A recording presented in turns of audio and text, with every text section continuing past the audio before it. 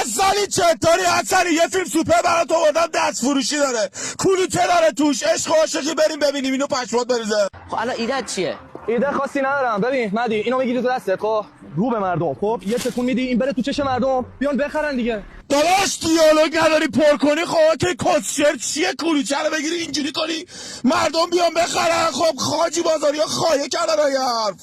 بابا نسازید کلیپ. خب یا خدا فقط راش بنداز منو نبیده.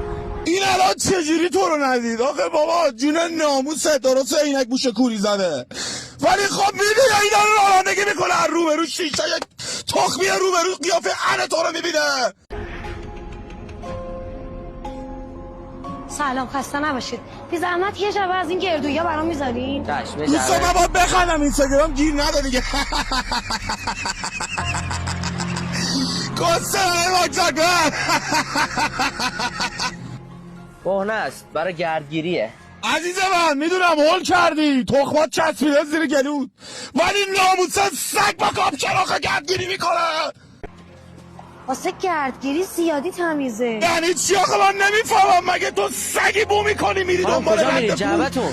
مگه کسچرا چی آخه؟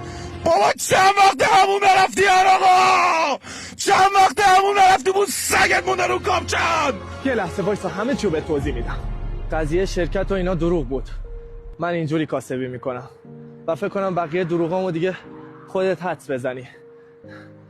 میدونم از چشت افتادم دیگه، محل سگم بهم نمی. بابا محل سگ چه؟ این خودش سگ کاپشن تو رو بو کرد، فهمید پشت نیسان قنبال کردی اومد.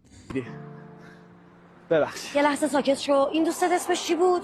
دوستا جون ناموستون یه جا میرید کامپوزیت میکنید، کامپوزیت واحدی 10,000 تومان نکنید. این چیه گالاف شیک چسبونده بدن راش. آقا مهدی. بله. شما به غیر از من دختر دیگه اینجا میبینید؟ نه. خدا رو شکر اینجا دیدمت، نه توی دور دور. بابا چه ربطی داره این کنار خیابون داره کلوچه میفروشه؟ بعد تو اومدی کاپشن اینو مثل سگ بو کردی رفتی پشت نیسان در حالی که قنبل کرده بود پیداش کردی. بعد اون میگه ببخشید من به تو خیلی دروغ گفتم، من کاپشن فروش نرفت کسشن. درسته اینجوری کار میکنی، ولی واسه من که اونجوری خرج کردی. تو چشت پاکه، دلت هم که دریاست. همین واسه خوشبخت کردن من یکی کافی. یعنی ببین تنها کسی که خوب بازی کرد همین آیفون قدسی که دست توه بود. یعنی من ریدم تو اون سناریو.